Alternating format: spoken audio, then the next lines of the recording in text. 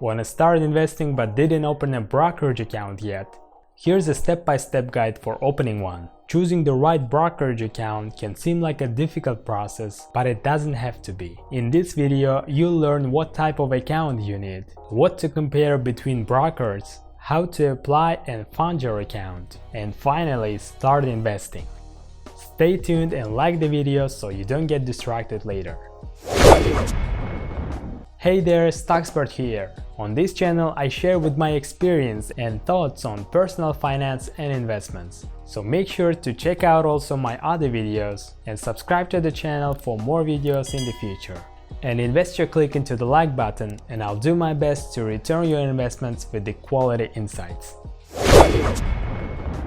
The first step in a guide is determining what type of brokerage account you need.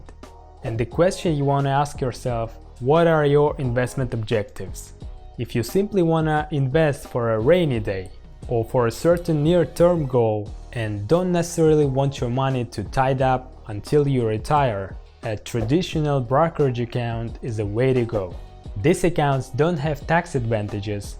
This means you may have to pay tax on investment profits and dividends, but you are free to withdraw your money whenever you'd like. If you choose a cash account, your broker will likely ask if you want margin privileges, which basically means that you can borrow money to invest in stocks, with the stocks in your portfolio serving as collateral. You'll certainly pay interest on a borrowed money, and there are some risks involved with investing on margin that you should be aware of. On the other hand, if your goal is to save money for your retirement, an IRA is the best bet. Traditional IRAs can get you tax deductions when you contribute to them, but you won't be able to use your money until you are 59 and a half. Contributions to Roth IRAs don't give you a tax benefit when you make them, but qualified withdrawals will be tax-free.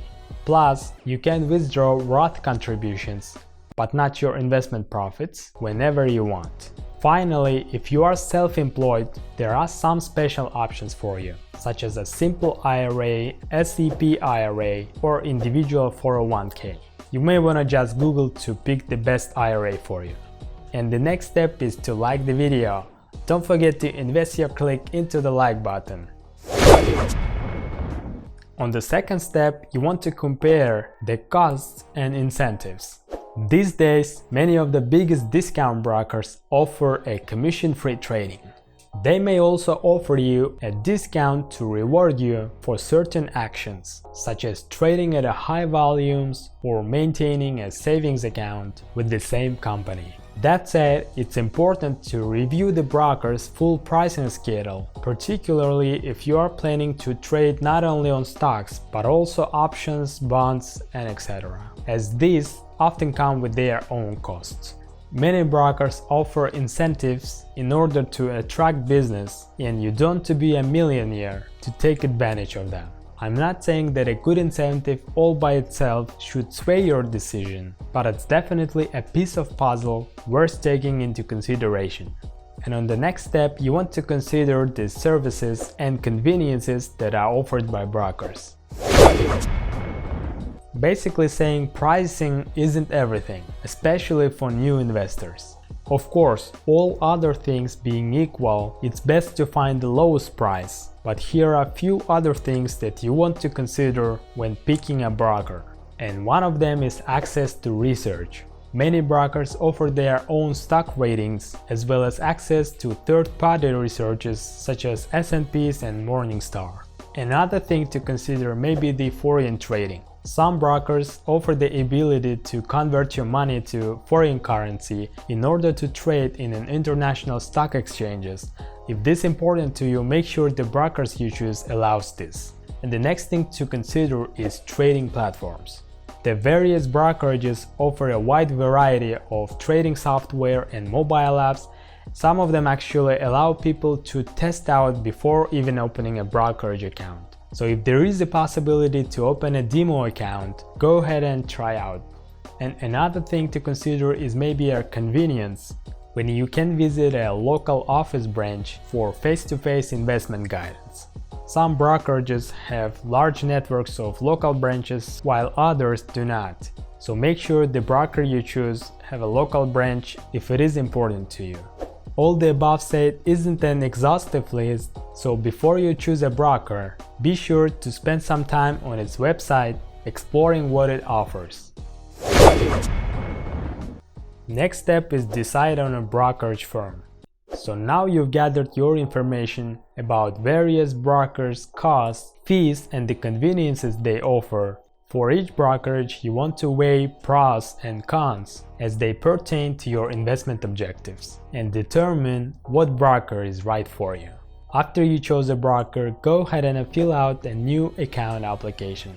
You can actually apply to open a new account online. You'll need some identifying information such as your social security number and driver's license. You may need to sign additional forms if you are requesting a margin or the ability to trade options, and the broker will need to collect information about your net worth, employment status, investable assets, and investment goals. After you've done with this, you want to fund your account. Your new brokerage will probably give you a few options to move your money into account, including following options. One of them is electronic funds transfer. This is transferring funds from a linked checking or savings account, which is a very convenient way to fund your account. In the most cases, the funds will post to your account on the following business day. Next option could be a wire transfer. This is the quickest way to fund your account. Since a wire transfer is a direct bank-to-bank transfer, it often takes place within a minute. It can also be checks or stock certificates if you have one. And another thing to know, as an investor, you can have several brokerage accounts, and one of the ways to fund your account is asset transfer. In this case, you transfer your assets from one brokerage account to another, and this is one of the methods to fund your account that I should mention. As a final note on this, when funding your new account, be sure to keep your broker's minimums in mind, because brokers have different minimums for taxable accounts and retirement accounts, and they also may have different minimums for accounts with margin privileges. And my congratulations on taking the initiative and opening a brokerage account.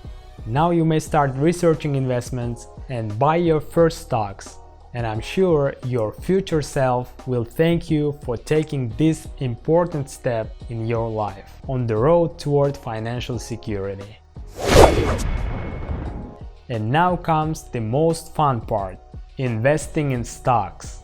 Before diving in, it's a good idea to spend some time learning the basics of how to responsibly choose stocks, bonds, or funds, as well as how to create a well-diversified portfolio. Here's some of advices of the greatest investor of all time, Warren Buffett, and some other videos on how to get started investing successfully. Make sure to check them out. I'm sure you'll find very good insights from it. And of course, subscribe, like, and hit the notification bell, and see you in the next video.